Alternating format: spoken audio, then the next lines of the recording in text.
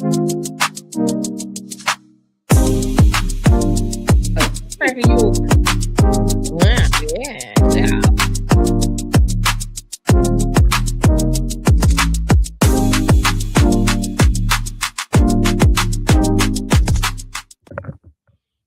All right. Hello and good evening, everyone. Yes, come on, teach. Hey, girl. Hey, girl. It's like, if you can hear my voice.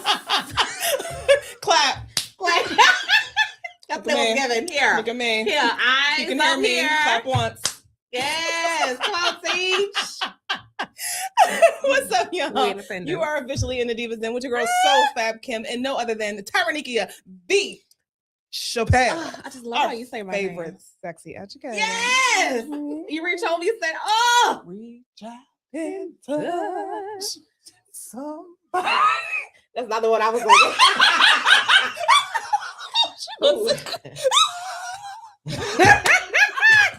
Okay. But you was like, you know. Go back to your mind out of there, girl. Who's talking to me? You have high expectations. I might be able to meet. I just want to say that out I loud. have faith in you. Oh, nice. But can we address why we were late? Oh, yes! Because you know I'm going to say that motherfucker right there. Y'all know. Spin, my guy. I love Kenneth L. Blocker to death. That nigga said, fuck you. And y'all show. And this show. And them dens. And that den. And the diva. And your guests. And the guests. Okay. And the guests. When you get two guys in a room that are passionate about football, they gossip and they talk just as much as we do. We sit in the room all looking like nigga. I know you see all of us. All of us. Just saying. Just saying. I hope you show.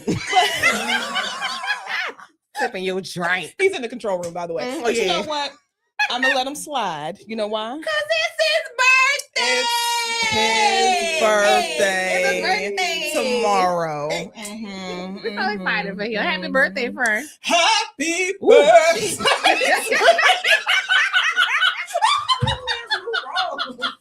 Elso. Yeah. Girl, you gotta be stupid. Yes. That was your moment, friend.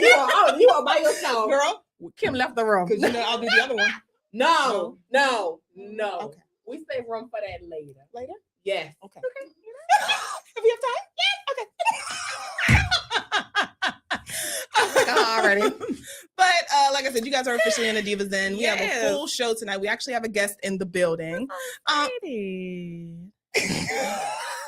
We actually have a guest in the building. If you guys have watched TDS before, she is no stranger to the show. But I had to invite her back on because she's all about the vibe. She's all about a good time. She's just loving. She's sweet. She's amazing. She's doing amazing work. And we will get to that a little bit later. But if you hear an extra voice, that's just our girl, Miss Kenya, in the background. Like I said, you've seen her before, but we're going to go ahead and reintroduce her into the Divas Den. Okay? And we also have to talk about what's going on. You know, we have to talk about Klay. What's going on? Keep talking. Oh, I'm sorry. I paused. What's going on? It's a spider. Oh, girl. We going. Y'all would have seen these two strand twins. Oh, Miss Sophia. Oh, now.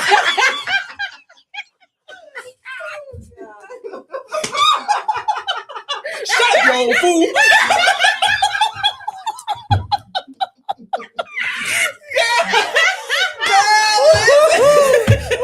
You say a bug. Yes. Oh, head gone. I'm sorry. Lord, y'all, my apologies. I did that. Go ahead, friend. Back to your class. We are going to get into Megan Thee Stallion and Klay Thompson. I know you guys have heard about that. Yes, the Michael movie. We're going to talk about that as well. And a boxer that you all may know relatively well who has lost his damn mind. We're going to talk about that. Ooh, and then some. But first, let's do our check-in. How you feeling, girl? You know what? Today it's been a busy day. Let me take you say that. But I would say it was productive, so I'm really happy about that. What's wrong? Huh? The mouse is broken. What's going on? The mouse is not connected. Yeah, the mouse. That shit always happen on my show. Everybody else else's show, be fine. Be fine. But when it comes to my show, we just too happy. Shit's just crazy. Insane. But you know what? Turn it on. You know what? That don't even We sound like tech support. Turn it on. Did you check the battery? Check the batteries. You know what? Fucking throw it. Throw on the ground. It'll wake up. What do we got going on? What's happening? Did it die? Do we need to turn it on? Turn it off? Can the mouse pad itself work? Yes. On the laptop?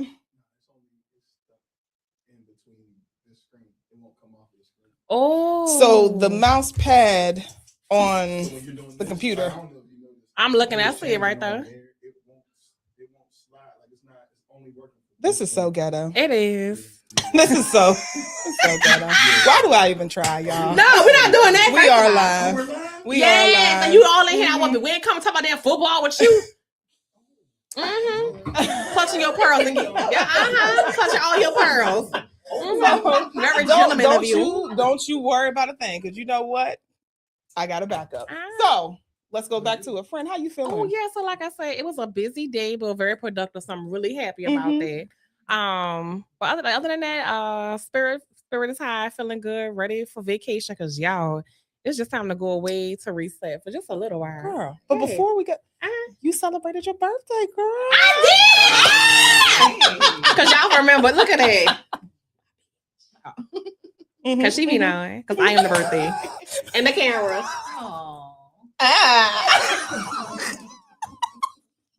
We making a thing all summer long. 2026, you the camera.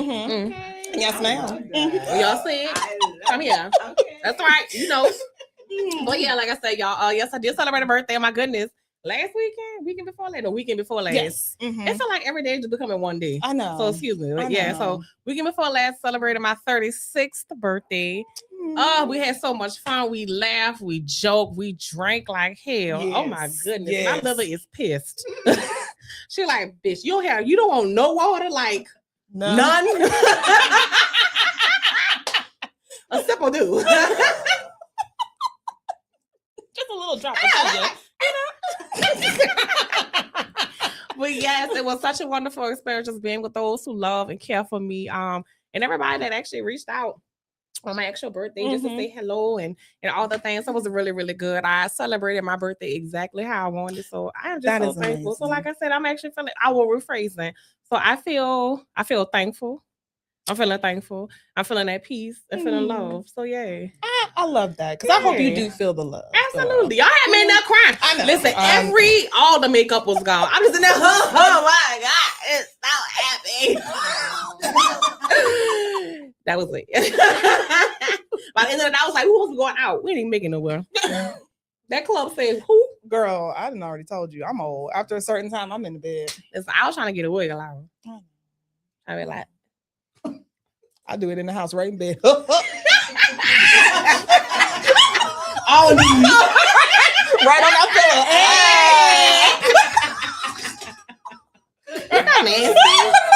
You have a good sound. I told my damn heating comes on. Ooh, yes, baby. Cozy. Girl, don't let me take some melatonin. It is yes. Out. Honey. I was here, now I'm gone. But yes, so my love, how are you? How has life been for you? You know what? I am good. Okay. I know that they were saying like, I don't get into the whole planets and all of that, but they kept saying like, for some reason, I guess one of the planets, Uranus, something like that, is moving and things are supposed to be better for Aquarius and Taurus starting April 25th. And surprisingly, it just seems like things have gotten significantly better, but like for 7 years, it was some bullshit that we had to deal with. And then Uranus, I guess that was a planet, y'all can correct me if I'm wrong, moved its ass out the way. Yes. It was like, here's the sunshine. Life isn't so bad. We care about y'all. Look. It's like we've been kicking your ass for 7 years straight. 7 years. Here's a little relief. Sprinkle of water. So I'm in a good space right now. Good. I feel good. I'm sleeping good. My stress levels are not what they used to be.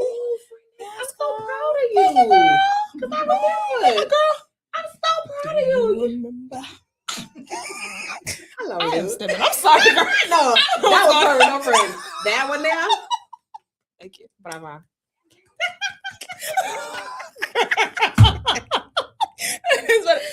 I feel better and I feel lighter. I You know, love that. and that's all I wanted for this year. Just to feel good in my body. You know, I do need to get back into working out, but we're gonna get there. Yes, sir, love. You got time. The body ain't going nowhere. It ain't. Don't lose Okay. that ass. You better not lose that ass, though. Okay. You had one. Tag you in. Yeah.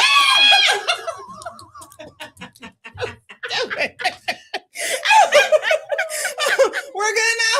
All right, we're good. We didn't do shit. We did. I was here. Technically, I supported. I did. Look over there. I would say I supported y'all. Forget what you talk about. But We did. We're all in it together. Right. Don't feed them. Yes! Don't feed them. She gets it. Kim was a hater. Hating ass. Oh, bald-headed ass brother. So we actually have more people downstairs. Could you grab them for me? Oh, we got people. Thank you. Oh, we popular. You know, I didn't plan well. I was just like, everybody come. And then, you know, so like I said, if you guys hear extra voices, because we have people in the studio. Yes, we got us a crew. Look at us. We made it. Congratulations. You have been promoted. Yay! But let's get into our mirror moment. I lost you, so I can't pull it back up, but I can read it if you need me to, and then you can go ahead and go into the explanation. Love it, love it. So let me get that for you. Mm-hmm. I got you. Okay. All right. You ready? Yeah. Okay. So the question is, how did you learn to hold yourself accountable while in a toxic relationship or situationship? Ooh. So how did I learn to hold myself accountable? I will say for me, I accepted that some of the situations that I was navigating in said toxic relationship or situationship had some part to do with my behavior. And what I mean by that is allowing some of those spaces to exist. So if I didn't want to feel this way, I do have some control over how these situations come about. Yes. So if I don't like how I feel here, I have the control. Leave. Yeah. I don't have to stay or stop talking to that person or set certain boundaries. Excuse me.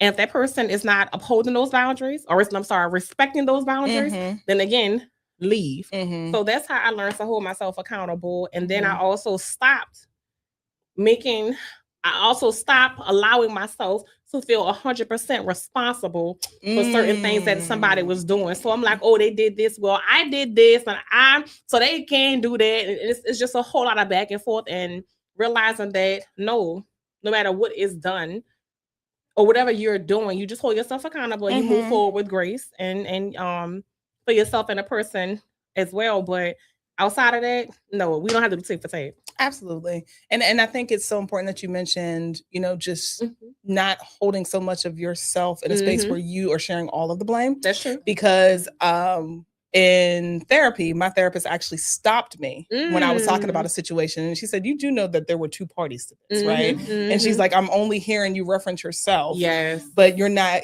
giving any of the blame to the other person. That's true. You know, and oftentimes, like, I never thought about that because I immediately went to, I could have done better. Right. I should have known better. Right. You know, one thing about me, I will beat myself up, you know. And we're also hard on ourselves. We're our worst critic. Literally. Oh my goodness. Literally. And that's what I told, you know, I don't know why I said this to somebody else because I need to say it to myself, but I'm like, why do you need enemies if you're going to treat yourself like this? Well, you know, that's deep. I like that, friend. Yeah, girl, it's like you beating yourself up hard. And I think, like you said, the other thing is boundaries. Yes, you know, like those boundaries are so important. And I never stopped to think, like, this person literally is saying, you have put this line, I'm gonna dust it away and I'm gonna go right over it. You know, and not knowing when to say enough is enough. That's true. You know, I feel disrespected. You know, you've crossed the line here because this is my boundary. That's true. And I'm done with this, Mhm. you know? So Mhm. I think a lot of it was that fear of walking away and feeling like I might miss out on something or like I didn't try hard enough. See, that was me. That was me. It's the fact though,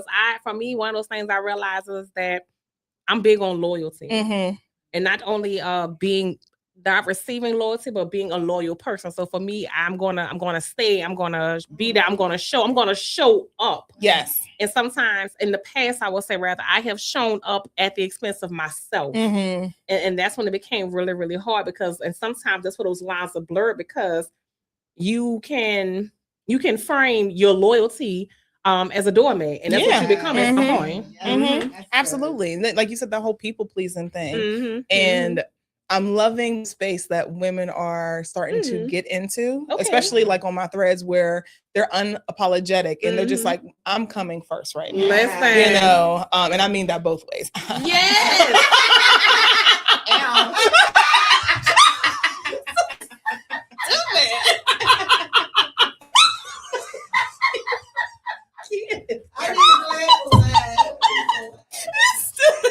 You started. I'm playing good, y'all. Y'all saw me. I was real quiet. I was listening. I am loving this moment that women are in where we're regaining our power and just saying, this is not enough for me. Absolutely. Or you've crossed the boundary and I am moving on. And enough is enough. You know, like you said, the whole people pleasing and ensuring that, you know, are you okay? But you're neglecting yourself. So I'm loving that, which brings us into our current events. Ooh, sure. Yes, ma'am. Yes, ma'am. So one thing we're going to get to that story later because I got a lot to say about it. But first, have you seen Michael? Yes, I did. Did you like it? Ooh. Ooh. I will say I enjoyed it. Okay. And the reasons why I enjoyed it is because it didn't feel like it was focused on his traumatic past in his life. So I really enjoyed that aspect about it. But I do feel like they tried to make it. They tried to clean the window with shit. And what I mean by that is, although they didn't focus on the traumatic parts of his life, but they made some of the things about him that all the things that people critiqued about him or rumors, they tried to reframe everything. So that's why I said they tried to clean the window with shit. I'm like, no, like some of this stuff we're gonna have to be honest about. If you're gonna tell a story, because it's not, although you're trying to tell his side, but this man can't speak for himself. Right. Exactly. So in the space of you're trying to defend or rather represent your brother in a proper way, you're also you're affecting the lives. You're glossing over, but you're glossing over the experiences of people who were affected by some of these things that happened, rather true or not. So as far as just it being a movie, I really enjoyed. Like I said, they didn't focus on his traumatic spaces, and it was very entertaining. Jafar did really good. When I tell you they trained him, oh my goodness, they trained him. He did really, really well. And see, that was going to be my biggest thing, and my biggest takeaway from the film is that Jafar did the homework. It wasn't so much of like, oh, we're going to give him this because he's a family member or because he resembles him, but seeing him like do the research, you know, completely nail down the nuances and the mannerisms and the way that he spoke and things like that. Like it was refreshing to see someone take a role like this so seriously, because Michael means so much to a lot of people, right? You know, like he is and to some people, the greatest entertainer of all time. I mean, we can't argue about it, but I mean, honestly, you know, I'm just saying, you know, to some people that like he is it. So I was super proud of Jafar. I think he did an amazing job. Y'all did the brothers wrong. You know, Tito don't look like that. When I tell y'all, not one of them, I'm like, you mean tell me y'all couldn't find a cousin? A bastard stepchild, nobody. Jackie wrong, Jermaine wrong, Marlon wrong, Tito wrong. Everybody. You did everybody, even Latoya's ass. I don't even know why she was girl. I was like, and she was probably like, oh hey, bitch, you don't sit down somewhere. She moved in that movie the same way she moved in life, like this damn cup. Latoya. Yeah. She gave nothing to the film, nothing. But I will say Nia Long did a really good job. And I think Coleman did a good job. Even Oh my he doesn't goodness. know how to close his mouth. No. He's like, yeah. In every fucking film and show, girl, Coleman. That's his look. Close your mouth. That's his look. He can't do it. But he did such a good job, really like taking on the role of Joe. I would say he did his research too. Then he did. Yeah, he did. I do feel like they focused more for this story. I'll say this for this story, it focuses a lot on Michael wanting independence and freedom from Joe. True. So that was kind of like the take on it.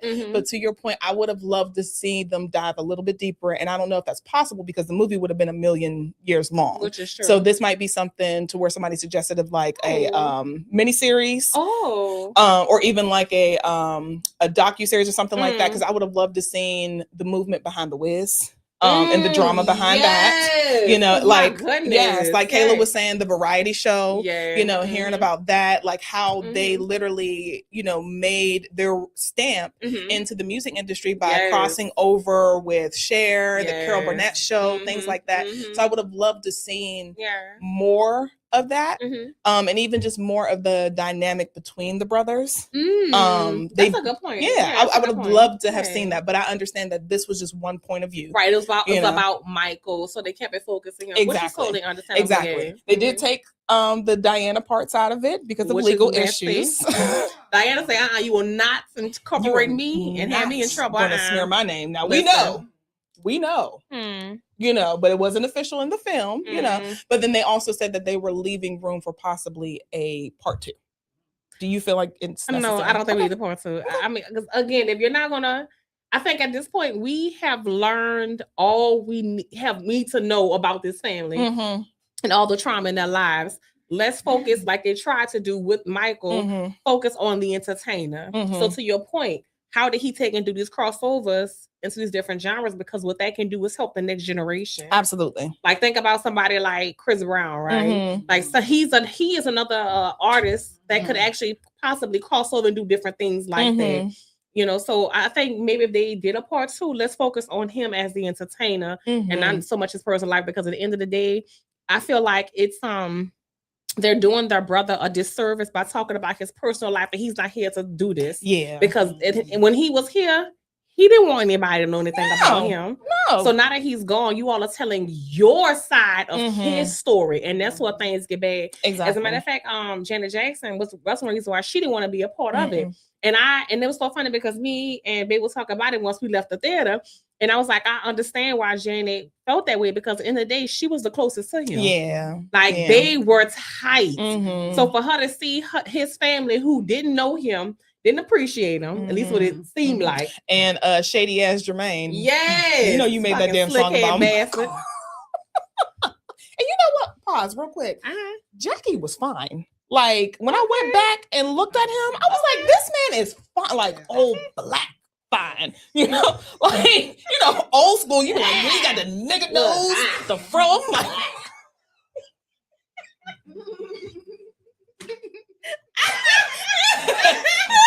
like Avery fine. Yeah. What are you doing? That is a handsome. I did not appreciate it. I know, girl. Well, I told you. I know the other one. No, bitch, the other one. Would you just say you thought about that? You know, you're lying. I'm like, they're just like masculine men where you're like, okay, you are like, I never paid attention to them because Michael was always the forefront. That's true. You know, but now as an adult looking back, I'm like, Jackie. Oh wow, I see it. I see it. And then even, you know, shout out you know, to my aunts because they had their own personal favorites, but my mom's favorite was Tito. And I was like, Tito? And she was like, cause he was a man. Mama like, he looked like he just take care of his family. Wait a minute. That was okay? Provided. So you gonna fix the what? Right. Fix that door. Tito. Okay. Yes, girl. Oh my goodness. I still have to say, y'all, if you haven't seen it, go see it. I would love to hear other people's thoughts and opinions on it. The movie is doing well. It's already really made and surpassed its budget. And it hasn't even been out for 2 weeks. It's been out for what, a week now? But they knew that anything with Michael name on it is going to sell. Like you could just say "my" and it's going to just sell. But they did drop the ball on promo. And when I say promo, I mean like movie merchandise, like Michael's shoes, Michael's shirts, that they could have made so much money. And maybe they didn't want to because it was like, it'll make adds to his allure too. The fact that he wasn't that type of person, maybe that added to that, because I know the theater we went to was supposed to have like the popcorn, they had to have the popcorn. Yes. They didn't have none of that. The glove or the popcorn head. That's what I'm saying. Like, the glove is your popcorn bucket, like something. I didn't felt have like, none of that. Yeah, but anyway, but we got to get to our good sis Megan. Yeah, poor dear, the poor our dear. Good sis Megan. God, this is terrible. I know. Oh my goodness. If you haven't heard, she and Klay Thompson have gone their separate ways. She actually went on to Instagram to let everyone know that he was cheating. And she was like, I'm not going to continue on with this relationship anymore. I don't know, like maybe he wants to be, he's essentially alluded to the fact that he did not want to be monogamous. But this also comes after they bought a house together. He introduced her to his family. She cooked dinner for the family. He bought her a car. They're going on vacations together. Like all the things that you would think are leading up to popping the question, because they were in a relationship. And then the ball was just immediately dropped. So now Klay's comments on Instagram were in shambles. Girl, wait a minute. I've been missing out. People are so upset, and they're just like, what Megan's been through. Know the fact that she doesn't necessarily have a family right now.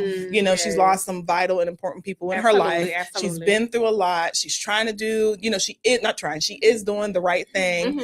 She's on Broadway right now. Like, she's just doing amazing things. And then you do this. Ooh. Which makes me raise the question, is it embarrassing, or should women put their relationship out on blast before things are official? And I mean like a ring, marriage official. I will say for me, even then, no, because even a ring doesn't equate to forever. That's true. That is true. Yeah, so I will say, and maybe this is one of those things where I feel like I do have a traditional value, but keep people out your business. Say that shit again. Yay. Yes. Yay. Because my thing is this here. Once like now you feel like you have to come and tell the entire world that your heart is broken. Why do you need to do this? The whole entire world wasn't a part of your relationship. We just enjoyed whatever we live vicariously through them. Yes. So no, I don't think you have to. Like I personally, it doesn't bother me that my partner doesn't post me on social media, or I'm not introduced to every person that they know. Like I know in spaces when we're together, it's I'm presented where I know that the people in the room know that I'm their person, right? But as far as like just having this grandiose, explanation of your relationship and who you are, where you are, like for what? I felt like in moments like that, you're seeking a level of validation that your person never be able to give you. Yeah. And I know again that's just my opinion, but I do understand for some people that is a part of their love language. They want to be known. Yes. They need that because of whatever have happened to them in their past relationships or even family. So the desire to be known and be validated is important to them. But like I said, for myself, that's not the type of validation I need. As long as I know for a fact you validate me and you don't play about me, we good. Absolutely. And I think that that's such a good way of thinking. And I can only hope that more people wish or want to think like that and should think like that. Because I'll tell you right now, my ex embarrassed the hell out of me. So you ain't never going to get on my social media ever again. I'm telling you right now, any guy that I'm with, I am not introducing you to anybody publicly, because you will not have the opportunity to embarrass me again. Because my thing is, I want to celebrate you. I love to love out loud. And people know, like, this is my person. And like you said, a little bit of it is just knowing that I am capable of being loved. But now that I'm like, well, shit, I love myself, so you can come and go. I'm not doing that anymore. The relationship feels better when it's yours. Yeah, and it's something about that. Like you said, I love that you say that it feels better when it's yours, because it's in moments like that when you have a certain type of food that you enjoy or a certain outfit, like something that's just comforting. When you share too much of it with so many people, it loses its comfort. So now when you're in spaces, you're thinking that somebody else this or they're concerned about this. And half the time, people don't even care. Right. They care enough because, again, they live vicariously through your joy, or they're plotting on your pain because misery love company. Oh, yes. Yes. Yeah, so the minute the relationship fell apart, those women who are walking around who feel like they're hot girls and, you know, they are Megan, like, no, you're not. You know the artist. You don't know the woman. So when this woman goes behind her door and closes her doors, and she's sitting in her house and with herself, you don't know that person. We know the person that she presents to us. And the fact that she is so vocal and so present with her fans, it's scary to me as well, because where's her mental state? Because I will say for myself, if something like that happened to me, and if I was that famous, my initial reaction is not going to be, oh, let me tell my fans they broke up before somebody say something. No, I'm calling my cousin. I'm calling my best friend. I'm calling somebody that can take and help me mend this broken space right now. And then I'll deal with the media whenever. You all don't pay to be a part of my life. You just pay to hear me sing or rap and then shake my ass. I was going to stem, but I'm not going to do it. I'm not going to do it. But I couldn't even get it out. I was gonna go. Like, no, I'm so glad you not gonna do did. it. Look at how we stayed on track. Oh, friend, that's growth. Proud of you. But and to your point, I would love for Megan to just take time to love on her. But what does that look like for her? What could that look like for her? Privacy. And just taking a moment to ensure that you are in the right space to be selective about your love, you know, because the one thing, she's gorgeous. Absolutely. You know, she's absolutely gorgeous. Yes. Her body is to die for. Absolutely. She's smart. You know, she's extremely business savvy. So she is the type of woman that I could see a guy wanting to go for and lust after because she's considered a trophy. I got her. You know, now she's another notch on my belt. But I need her to protect herself. And that's hard when you don't have anybody around you that you can trust. Yeah. You know, so honestly, she need to take some tips from good old. People probably be like, "What? Good old Beyonce?" Because we don't know what the hell's going on in her life. And this motherfucker made a whole album about her cheating ass husband. Guess what? She ain't need that nigga. And then she said yes, Becky, and guess what? Still me. And 2 more kids. Hello, love. And a potluck. Still growing. And then his ass apologizing on 444. Listen. Because I ain't mean it, you know. She just showed up. I'm just saying. So at this point, Megan, take time with you. Be gentle with you. And protect yourself like the precious gem that you are. You know, because my thing is, look, you are not about to fuck with my peace over here, especially like you said in our show a couple weeks back. When you work hard for your happiness, you are very selective about the people that you let in your space. You know, and I want and I wish that for her, you know, to where she's just like, no, I've done the work. You're not coming over here with that. You know, and I hate to see anybody celebrate someone who's heartbroken. The men who are choosing to do that, that just shows how much of a coward and how immature and how disgusting you are. Yes. Yeah, Stephen A. Smith, that troll academic, what's his name? Slim Thug. Nobody wants him, but he in his mind, he thinks that Megan wants him, and it's like, no, she done already rejected you. You know, listen here, you want here, Wanda. You and apple bottom jeans. Girl, it's giving predatory. Very much so, but a lot of them are, and they're framing it as, "Oh, I'm the better option." Like, no, you're not. What makes you think because you want me, I don't want you? Like, I'm not prey. Yeah. Like, go find something else to do with your time. Exactly. And like you said, this whole ownership of, I want to own this woman, you know, and then once I have her and I've done what I wanted, then I'm moving on to the next, which brings me to my next topic. I don't know if you guys have seen this video of the boxer Adrien Broner. I have not. So he recently, that's him. He recently was on a live stream, and the one thing about Adrien, he's never really come out and said there's anything wrong. I'm lying. I think I did. The girls was like he wanted a kiss. Yes, I just saw that today. Yes. That was horrifying. He's never really said if there was anything like psychologically going on with him, but watching the video was scary because he asked a girl. in the video to give him a kiss. And she said, no, but I'll kiss the camera. He then decides to just go on this full-on tyrant. Yes, but can we roll the video? Kiss for the chat. We're not kissing. That's crazy. I'll kiss the chop. I'll kiss the chop. Kiss the chat. Julian, where's the seasoning? They don't.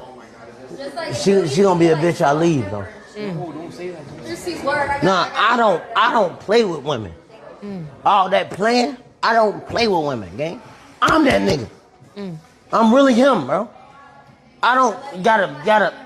I don't care how beautiful a woman is. None of that, bro. I make my own millions. Don't nobody do a round for me. Don't nobody run a mile for me. None of that. I don't care about a beautiful woman. So if she want to go, let her go. Nigga, I'm rich already, gang. I'm me. And look at the food, Dad. I'm me, bro. I built. So this goes into that whole rhetoric of men not knowing how to be rejected. And unfortunately for some athletes, I'm not going to say all, but for some athletes, they definitely have a problem with it when they've gotten to a point of status and money is associated with it and things come easily to them. So for a woman to say no, it's like, well, who the hell do you think you are? Do you know who I am? First of all, you look crazy. And then at any point, a woman or person is allowed to say no. Absolutely. You know? Absolutely. And I think that's the one thing that I love that you preach about, you know, when you're doing your classes and when you're talking to people, when you're out doing sexy education is simply about the importance of consent. Yes. And it's so sad because what really was alarming for me is that there were multiple women in there. They all saw what happened. They saw this woman and how she looked terrified. Like she was trying to keep it together. But I felt like her body, just the way her body chemistry, it just felt like she was just trying to keep the cool and like, you know, like playful, like, oh man, whatever. Like he's just being stupid guy or whatever. But she looked terrified. Like she was waiting for the next shoe to drop. And it's so scary. What was, like I said, what's loud for me in that clip was all the women who were in there and not one of them got her and all of them should have left.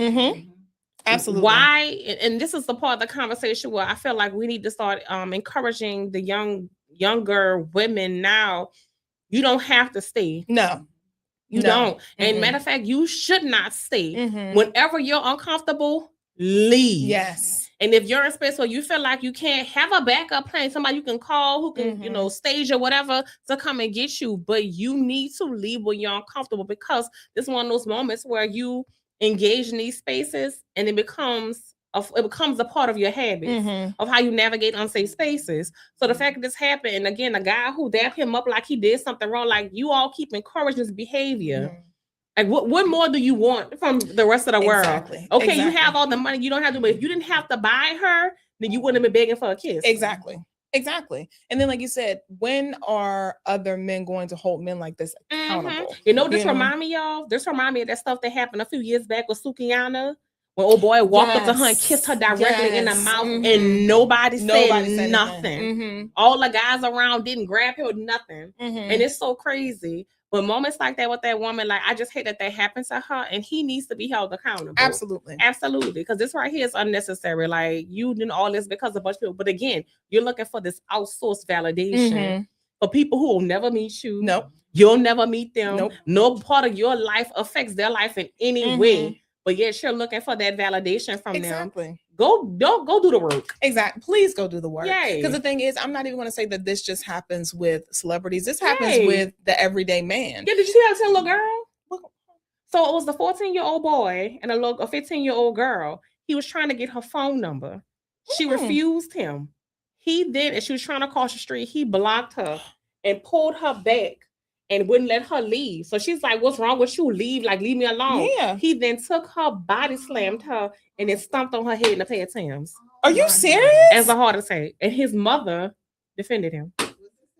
Yay! That's common. I walk like that. I'll pick up a brick and throw it. Like it's light skin, less skin. It's like you have to kind of learn how to navigate that because it's dangerous. It's crazy. That's when you said that. I'm like, I grew up. Yeah, and it's so crazy that you were able to identify the behavior instantly, and that's scary. So again, now this is this is now. We're talking about children. So that means this behavior is continuously being taught. Exactly. And that's a very scary moment. So again, when you see men like him, and then you see the kids doing this, and even on top, and I'm not sure if you heard about the website that was created to teach men how to abuse women when they've been rejected. No. And 82 million men has visited that site. Are you serious? Yes, crazy. Yes, crazy. And my thing is, it's just what in you or what is possessing you to say, yeah, this is what I want.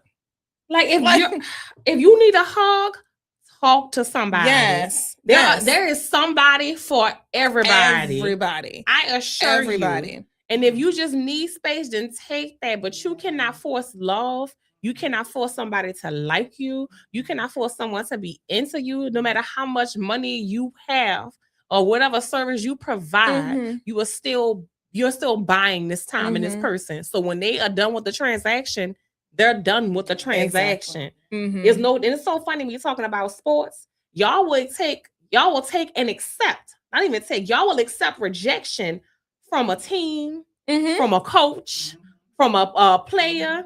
But the minute somebody outside of this particular circle rejects you, now it's too much. Now it's too much. A coach can call you out your name, tell your family ain't shit, and whatever else they do to try to motivate you. That's a form of rejection. Why is that so easy to accept? But not on this side when I say, you know what, I don't want to my body. Yeah. Exactly. And this is why I think it's so important for women to ensure that they are armed. Whatever that may be, you know, whether that is pepper spray, taser, whatever your choice is, a knife, you know, ensure that you are protecting yourself because antics like that, like the one you're talking about, and the many others that we've seen, acid being thrown in your face, women being pushed in front of trains and carrying on. Yes, because they're saying no.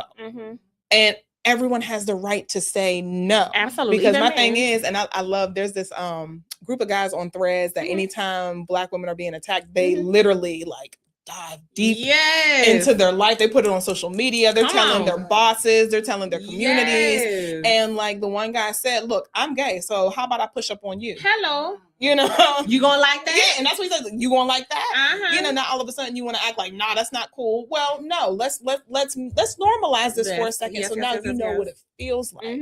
You know, but in the meantime, like you said, have friends. You know, make sure you're sharing your location. Make sure you are armed and you are protecting yourself, because there are a lot of people out here who are unwell and they're not willing to get the work or do the work to be better people. You know, so somebody like him, like you said, get away from him. There is not enough money and status in the world for me to deal with somebody like that who looks like they may be having some sort of mental breakdown. You know, like I said, he hasn't really necessarily said anything. Or but is that just his personality? I was gonna say he's had a lot of stints, you know, and a lot of issues that there probably we need to call somebody to see what's going on with you, you know. But there's just not enough in the world for me to say I want to be associated with that.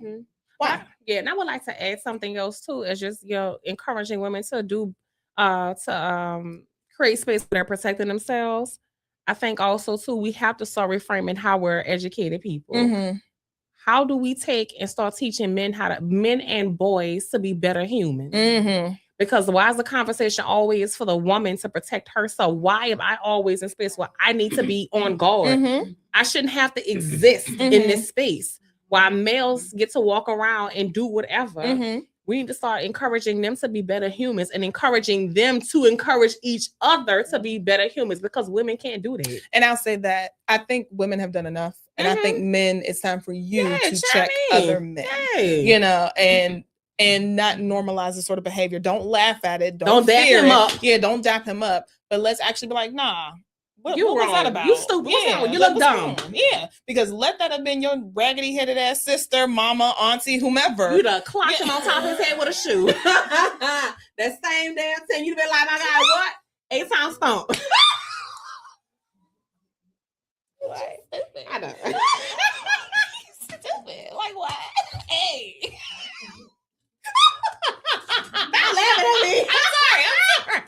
I'm sorry. But that's nothing but facts, you know. So let men hold other men accountable. It's needed. I'll tell you that I love to see males interacting with their sons in a way that's so emotional. Mhm. And I mean, like hugging them, kissing them, telling their boys they love them, even playing around with them in certain ways. And I don't mean just as infants and toddlers, but as teenagers, Mhm. as grown men. Like, I love to see that, because I feel like in moments like that, those are the experiences that encourage better human Absolutely. behavior from males. Absolutely. Like, how can men love on men more so we can start encouraging some of this better behavior? Absolutely. But we got to stop telling women and girls to protect themselves. Of course you should. Everyone should protect Both themselves. things can be true. That's that part, right? But at the end of the day, it really hurts my heart that I have to tell my daughter, as she's navigating what it means to date now at 16, or go to the prom and you're being mindful of your drinks and the people that you came with,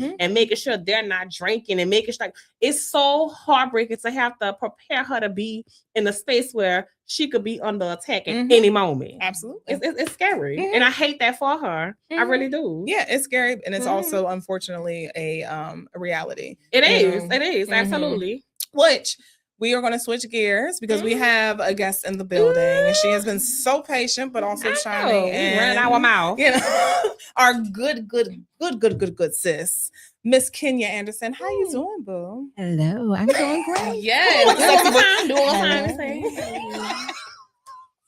Don't start your shit. Right. So My girl feeling herself. She leaning there. She's like, Listen, it's me. Listen, this is me getting sleepy. I'm like, Yes. Listen, I'm look, looking we like, called it sex, and you called it. No, you should have been like, Andes. what? We're gonna have you up, Andes. So I I'm can't sorry say you're here That's so right. late. Yeah. You know, come closer to the mic. Okay. Oh, well, slide over. That's what he's telling me. Slide over this way. Okay. Other way. Other way. Okay. Okay. Musical chairs. Slide to the left. Is better? Slide to the right. So we actually would have been wrapping up around this time, but you know, siblings. Right. You know. That part. But tell That one. us a little bit about sacredness, please. Awesome. So sacredness, and I call it postpartum wellness. Oh, I love that. Yeah, because so often we talk about postpartum from a depression standpoint. Mm. And so my platform is about teaching mothers that there is wellness inside of motherhood for you, right?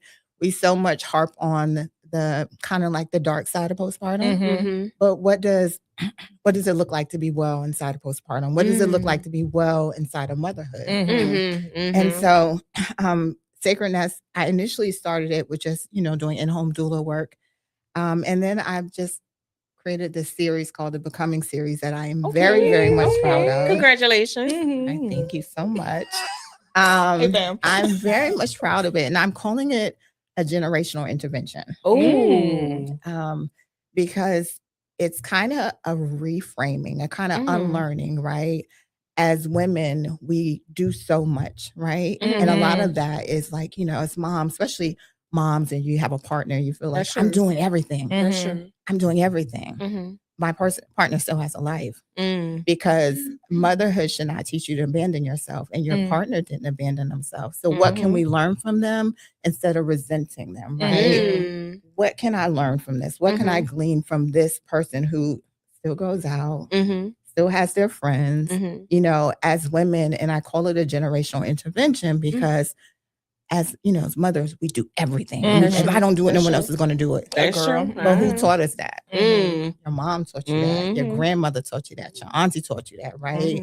And so from this Becoming series that launches in July, which I'm super excited about, it will kind of break some of that down, right? The unlearning. It starts with just postpartum mothers just understanding what their body is going through from a hormonal standpoint. Oh, that's right? important right there. Yeah, because we tell postpartum, oh, you're just hormonal. Yes, she is hormonal. Yes. And it's Yes, she okay. is. And it's there's okay. more. And it's okay. Because 24 hours after a woman delivers a baby, and the placenta's delivered progesterone and estrogen, which kept you nice and vibrant, get your skin glowing while you were pregnant, it drops to about 90%. It drops at a 90% decrease. To a point where it's almost menopausal level. So it's almost like you're in a bright, vibrant room for 9 months, and then all of a sudden you deliver your baby and the lights go out. Oh. And now I have to navigate my own space inside of myself, but Mhm. also taking care of a baby, Yeah. right? And if you got Uh-huh. other children, and if you're a spouse, and if you're Mhm. working, all these things that you're trying to navigate through the darkness, Mhm. that no one teaches us about. Mhm. It's just like, oh, have your baby post cute pictures on Instagram. Yeah, Right. yeah, You know what I yeah. mean? Exactly. The look Come on. happy. And look Exactly. happy, Yeah. Mhm. but I'm struggling inside, Yeah. and I don't know what the struggle is. Mhm. And so initially, like I said, when I created Sacredness, I was thinking just about, doula and doting on mom, but I realized there's a whole unlearning that needs to be Yes. unpacked. Absolutely. You know what I mean? Absolutely. Oh, And mhm. even to that point, when it comes to the unlearning, how do you have those difficult conversations with, the other female or the other women in the family who Mhm. keep going Mhm. into that woman's ear saying, Yes. "Oh, you'll get through it. Oh, you'll Yes. get through it." So how do Yes. you have those conversations Yeah. with the woman who's like, I'm trying, but I can't." Mhm. Mhm. And I think that's a good point. And that's the beauty, like I said, of this becoming series, because it takes you through understanding your mom, Mhm. understanding grandma. Mhm. And they did the best they could with what they had then. That's Yes. true. But Yeah. what do you have available for you now? Right. You know what I mean? And so Mhm. just exposing them to this untapped, wellness, Mhm. right? This untapped life. Like motherhood should not call you to abandon yourself. Mhm. But so often we do. Absolutely. And we do it like it's a badge of honor. Yes, because it has been. We've been taught that it is. It is. The ultimate sacrifice is self as a mother. It is. Mm-hmm. And it's just like no one else around you is doing that. That is true. No, and no one, and to be honest with you, no one asked you to do that. Hello. That's true. No That one is asked true. you to do that. Mhm. And so if we start, teaching mothers, like, you're important, Mhm. Yes. right? Mhm. You're important. There is life inside of this for you too, Mhm. Absolutely. Mhm. That also teaches the men in the life, like, oh, I got to pick up and do X, Y, and Z. Mhm. Right? Mhm. You don't. If you walk past and there's clothes on the floor, don't pick them up. Mhm. Don't pick. Let him pick them up. Hello. Mhm. And that teaches your sons, right? And so Mhm. that's why I'm calling it a generational intervention, Mhm. because it's just like starting one family at a Yeah. time. Yeah. And then you Absolutely. pass that down, and then you That's pass true. that down. That's And so Sacredness has morphed into more than just doula work. Mhm. You know what I mean? And so, and the teaching part is the part where I am very, very, I'm passionate about postpartum period. Mhm. Absolutely. Mhm. But the mindset shift is just Mhm. like, I can just do that, all day, every day. Absolutely. Yeah, it feels like soul calling. And let's talk a little bit about, being a doula. Mhm. Because oftentimes there is a misconception with that and people not quite understanding what the Mhm. responsibilities are there. So can you just kind of break that down? Yeah. So especially from in a postpartum setting, the doula is really there. It's like your emotional bestie, Okay. and so it's basically just understanding where you are emotionally. Mhm. And then from that, then I can assess, okay, so you're tired. Let me help you with the baby, right? Mhm. Or you just want someone to hold space for you. Mhm. Let's have communication, right? So often I always say people dote on the baby. How's the baby doing? Mhm. How's mom doing? That part. That You know, part. Did you eat today? Yeah. Did you shower? Mhm. What can I do to help you be your best self on today? Absolutely. And so it's really emotional first, and then everything else kind of follows underneath. Absolutely. Yeah. I have a Absolutely. question. So as you're explaining everything that goes along with being a doula, how do you take care of yourself in that space? Because I do imagine that it can be taxing on you emotionally and mentally, especially navigating situations where as Kim was saying, certain family members may not have the openness as mom does for a doula. How do you take care of yourself in those spaces? That's very good, because I'm learning. And I said this earlier, I'm like a slow grower. And so I have got my first return client. I booked me. So I'm so excited. And that's what Okay, I want, mama. right? Yeah. So I want to like start with you. And then, as moms graduate and move on. And that's a whole nother phase of, the baby world. Like, let me back in. Let me help you out. Let me be that extra boost that you need. But I also am not in this rush where I just want to take on a load of clients. I just want to put myself out there, because I also want to be effective, and I still work a full-time job. Yes, Yeah. ma'am. Yes. You know what I mean? Yeah. And so, Where you're giving there as well. yeah, exactly. And so the beautiful thing about it is the same things I offer my mothers, I'm offering myself. Mhm. Because there's a life Okay. inside this space for me too. Absolutely, Oh, that's good. absolutely. You know, I Yeah. love that. I love Yeah. that. And then let's talk a little bit about advocacy. Ooh. Mhm. You know, because especially with Black women, Absolutely. when they are pregnant, just from that very first initial doctor's visit of, you know, not being heard, not being seen, and even while giving birth, we've heard the horror stories. My We've goodness. seen the horror stories. You know, there was a whole documentary behind this of a football player, I can't remember his name, where he talked about losing his wife because no one listened to I her. remember that. Yeah, And she was just bleeding, and she unfortunately, you know, died. Yeah. So how do you step in when you see that mom isn't being heard? So that's a good thing. So and that's the beauty of having the maternal like doula who's there, like the birthing doula who can be that resource for you. And I know there's like association, I think it's called Mame, that's in Durham. Yeah, I work with them. They Yeah, are wonderful. exactly. Oh my God, they are amazing. They are a wealth of Yes. resource. And I Oh my know goodness. UNC did a thing where every mother who was birthing a baby, I think in Durham County, where they were offering them a doula, a birthing doula. Oh wow. Because they offered my daughter one. And so, but that is true, the thing of advocacy, right? And so, and it's so scary and it's crazy to think like a beautiful time is a scary time too, right? You have to research as Black women. When we go into these hospitals and these spaces, like we literally for 6 months researched where my daughter would have my grandson. And 2 weeks before she had him, we found the place. But it's research and read the reviews. And it's scary to think that that's our reality, but that is our reality, right? And if you are able to have that doula with you, or a loved one that's a nurse or a physician, you know, present with you. Yes, absolutely. You know, and it's easy to say, you know, well, speak up. Sometimes they don't hear you. No. They blatantly, they hear you. Oh, don't get it twisted. They hear you.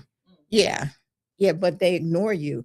And then in the midst of, you know, I'm 8 centimeters or X, Y, and Z, it's like, it's almost like you got to have people around you who are willing to say, something's wrong. Yeah, I will call the hospital administrator. I will call X, Y, and Z. I will run it up the chain. And it's a shame that it has to come to that. You know, it really is. And this whole thing of like, oh, you're fine, but you're not explaining the changes that your body is going through while you're giving birth. And it's not fair to think, you know, someone should know like, oh, I'm going to be okay. I don't know what to expect, especially if I'm a first time mother. Absolutely. I don't know what to expect. Absolutely. You know, so how are you going to be dismissive of my curiosity? You know, and that's good. And exactly. And I'm glad that you use curiosity, right? Because sometimes it's just like some people have just a knowing and not even knowing what this is. Like, something I ain't feeling right. You know what I mean? What is it? I can't put my finger on it. But having a nurse or a doula, or someone says, okay, let me just check your blood pressure. Right, Let me do right, X, right. Y, Z. Let me just, you look a little peaked. You know what I mean? Just having that person. And I think like having a doula present and just like researching where you're having your baby at, you know, so many people are now starting to elect to have like home births because they feel like it's safer. And that's I hear that, Miss. Now I do have a question because as we're talking about advocacy, how do you have any suggestions on how we can better educate the public, especially our community, so that they know that okay, you can research hospitals because not many people know that of various ages. Yeah. How do you suggest we create space where we have those resources available or we bring it to the community?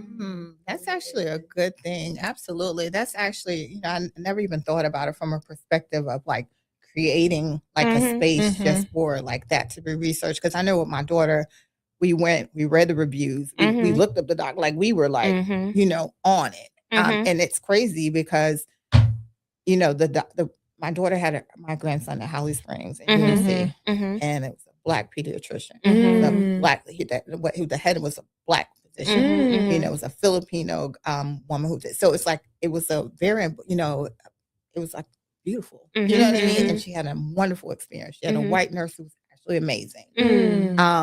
But you're right. I Mhm. don't know of a space that just collectively puts in reviews. And that was actually a brilliant thing Mhm. because, you know, it would be nice to just have it in one centralized location. But for us, we just went to the website, right? We read the reviews.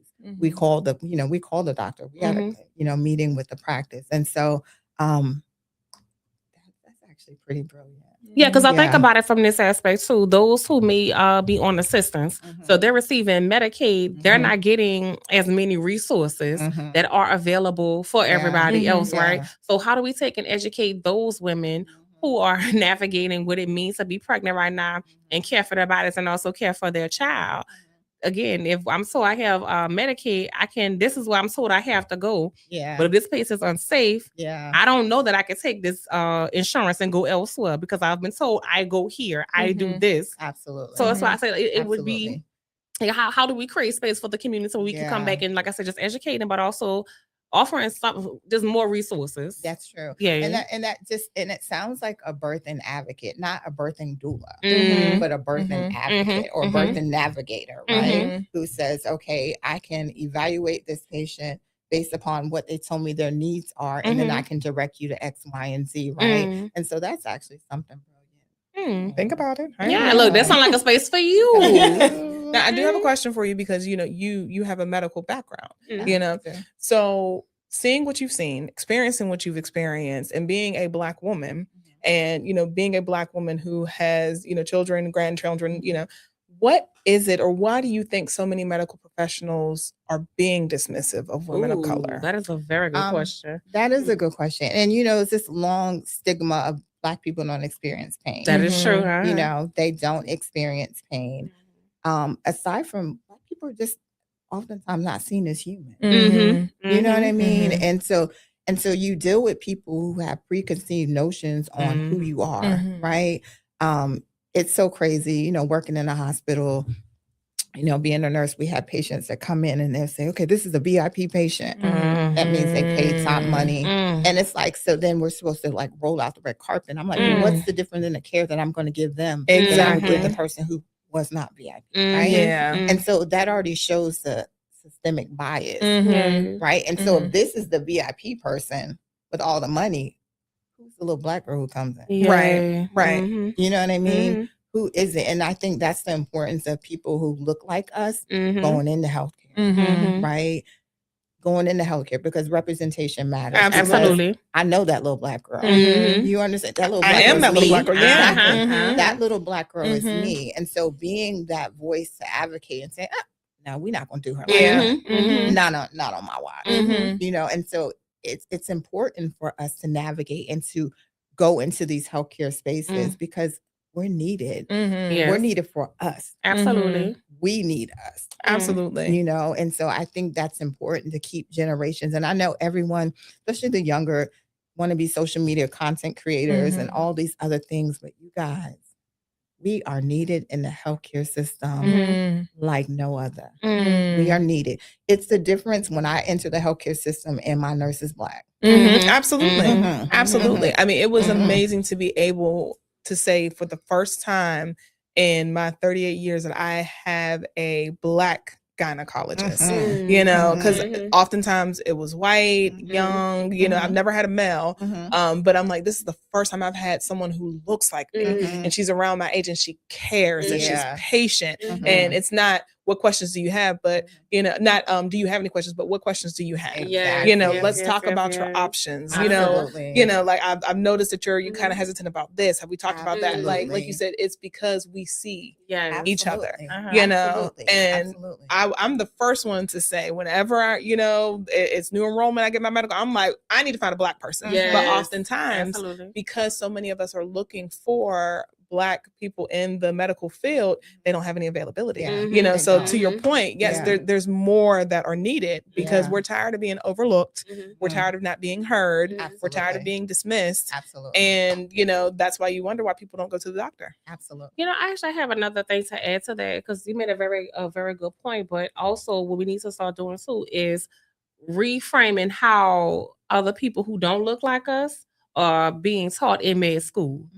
Like we have to we need to start getting rid of some of those stigmas Mm-hmm. and those stereotypes. Like it's time for us to break those down. Us who are in the medical field. Mm-hmm. You know, I think a really good book for people who don't look like us, who are going into the medical field or Mhm. are already in there, will be Medical Authority. Mm. That book right there, and I honestly, it is so it is so heavy. I've been reading it for years, like because it talks about some of the things you talk about. As far as Black people not experiencing pain, Mhm. it goes into the history of how the medical system was created. It was created on our body. It was Everything with you know no about anesthesia. everything that you know about gynecology, a lot of gynecology Yes. has been because the experiments that's been done on Black Mhm. female bodies. Yeah. So reading that book made me such a big advocate for myself, but also teaching my daughter. So I think if people again who don't look like us, if they were to have this information and read it and read it with empathy, but also from an educational space, we could start some of those shifts that are needed to change the medical system for us. Absolutely. Absolutely. You know, the thing about it though, the crazy part about it is that you would think it is a shift in healthcare with a younger generation. And so that can be a good thing because, you know, we got the older that, you know, they're stuck in the ways. But by the same token, and forgive me if I've offended anybody, but it's the truth. The younger generation and medical professionals are very much a check the box. There's like not a lot of critical thinking going on. You're literally just passing people. And so I would like to, and not that it's even their own fault. They're part of a generation where everything is instant. Everything is instant. I can get it instantly. You know what I mean? Breaking news around the world instantly. And so it shows in how they care. And so I would like to hope that they can read that and glean from it and see a different perspective. But it is scary in healthcare right now. We always say, y'all, we gotta take care of ourselves because we have to watch them. Yeah. You know. Me and her, like, we're 20 years in the game. I'm coming up on 20 years. No. Yeah. For 20, and then, like, we were during COVID, we were taught to do the opposite things that we have been doing in practice for years. No change. But a lot of the nurses that trained during that time, they did not have the hands on like we got. And it's not even just the nurses, it's the physicians too. A friend of mine who is an anesthesiologist, she talked about some of the things that she struggled with while traveling, and she was contracted point, so she's going from city to city, state to state, and some of the things that she endured. And by the time, you know, things were getting better, she was so worn out and so heartbroken by all the things that she had seen.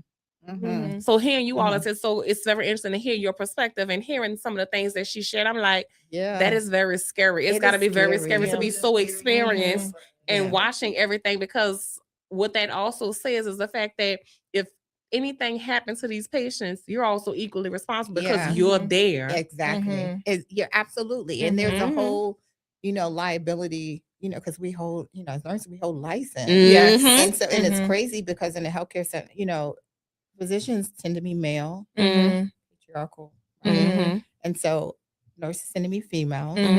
So when it all goes down, it's on you. You know, you see nurses going to jail. You know what I mean? And the crazy part about it is we don't write not one order. No, you know, not a one. I have no one. authority to write any order, right? No. But it is very much scary in the healthcare setting, even before, like, you know, going back to pregnancy, entering into this healthcare setting, you don't know who is touching you. And to some of these, like, especially like residents, they kind of throw them to the wolves. You know, and they're not the generation of our parents, right? Where we, you know, they going, you know, they gonna get it how they live, you know what I mean? And they're going to be amazing. They are not that generation anymore. So we can't treat them like that. And so now you got a bias, you know, about, you know, Black people don't experience pain, and then you're ill-equipped to take care of me. Ooh, my goodness. Yeah. And then just chairside or bedside manner just isn't what it used to be. My goodness. It isn't. And to your point, I think a lot has changed with COVID. I think there has been a switch in some people where they've hit their max, and instead of just saying I need to step away, it's like, well, I'll just go along with it. But then you're realizing that you're not giving the care that you once were. And a lot of that can come with just not getting the help because medical professionals need medical professionals as well. Yes. And it's like you're not getting the help. So then now it's just like, well, another person, another person, another person, another person. And it completely is just, like I said, dismissive. So I appreciate you saying, I want to be different. And then I also want to take care of our women after the fact, because how many times have women had checkups or whatever and then just go through the motions and say, yeah, I'm fine. Or they ask the basic, everything good, baby good, everything look good with the baby. Is the baby okay? Baby's looking. What about me? Somebody gotta feed this little motherfucker. What about me? Or even the whole process of not being able to feed. And it's like, oh well, they'll eventually latch. I am having problems. I'm crying. I'm hurting. And I'm feeling my emotions and now being affected because I can't care for my child. That you keep telling me to care for. And your hormones are at menopausal levels. Yes. Like I'm getting back to your point. So it's like, oh my goodness. So I so deeply appreciate the work that you do, and that's why I had to have you come on in the Divas Den, because this space is specifically for women. Yes, and if we don't have children, we're at childbearing age. So that's why I wanted them to know about you, to see you, and to hear you, and then also get the resources. So drop that information again about these classes. Yes. So the Becoming class will be launched July 2026. Okay. Hopefully you to be continued. But I'm also Sacredness Postpartum Wellness on Facebook, Instagram. Keenan got my website under construction. Come on, Keenan. So that should be relaunched May 1st or launch May 1st. So I'm out here. And I am an advocate for anybody. So if you go to my Facebook, my phone number is up there. Any questions or concerns, or you just you need a sounding board. I am a sounding board. And I mean that with every ounce of my being. You don't have to necessarily sign up with Sacredness, but if you need to be pointed in the right direction, girl, don't suffer. So I got this hand thing. I'm just playing. It's always one. It's always that one. You be like, girl, I'm going to sing this invoice. How about that? Better stop calling. But Kenya, I appreciate you so much. And this is not going to be the last time, because y'all coming back, right? Yeah. Okay. Good, y'all. We like y'all. Y'all fine. Oh, then we're going to here and get some water. We're going to kick hands. Yes. Let's dip. Okay. We will get the wine. She gathered us real fast, both hands. Hopefully a sponsor. Just saying. Hello. We need. Hopefully a sponsor. We can put your bottle right here. I love that. But I do appreciate you guys. I know that there was a lot of technical difficulties and a lot of stuff going on and being thrown off my game because of siblings. But we'll let them be great. Tomorrow is his birthday. So wish the big guy, Coach Block, a happy birthday. Y'all know he's just a cuddly teddy bear. It's my bleeding heart. But friend, I hope you have safe travels. Ooh, thank you, girl. I ain't saying to my poor liver. That's okay. We'll call Kenya and then take care of it. Yeah, we'll love her back. Yeah, we'll love her back. And then we'll talk to Dr. Jansen, get you an IV drip. Yeah, so we got a plan. We'll be fine. We'll be fine. You'll be good. You'll be good. And enjoy. Look, I got a whole team. Look, resources. Yes. So lucky. I love it. I appreciate y'all so much for tuning in. I love y'all deeply. Don't forget, drink your water, mind your business, and carry on about your day. Everyone have a great night. Bye.